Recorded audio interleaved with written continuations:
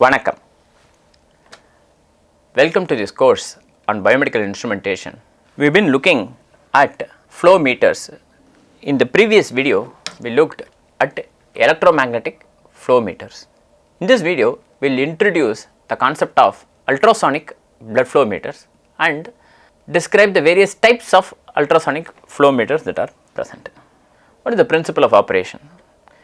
Ultrasound means sound that is at a high frequency. So, essentially this uses high frequency sound waves and either transit time or Doppler effect to measure the blood velocity. The advantage is that it is non-invasive. So, there is no need to put the electromagnet and the measuring electrode close to the blood vessel. That is not necessary, but that is necessary in the electromagnetic flow meter that we discussed previously. So, it is essentially non-invasive and measures flow in real time, and it can measure blood flow in arteries, veins, even small arteries, for example carotid artery.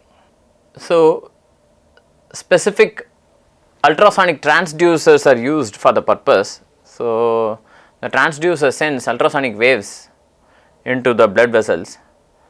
The waves reflect off the moving red RBCs, the cells, and there will be a shift in the frequency of the reflected wave depending on the speed at which the cell is moving. So, I can compute the velocity of blood flow by measuring the frequency shift, or I could measure the time it takes for sound to reach different points upstream or downstream. Using that I can compute the velocity, that is called transit time. There are two different ways in which I could do that.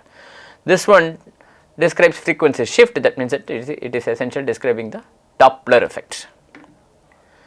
So, there are two types: Doppler shift flow meter that essentially measures frequency shifts, and transit time flow meter. This essentially measures time difference, so on and so forth, time difference depending on whether it is in upstream or downstream.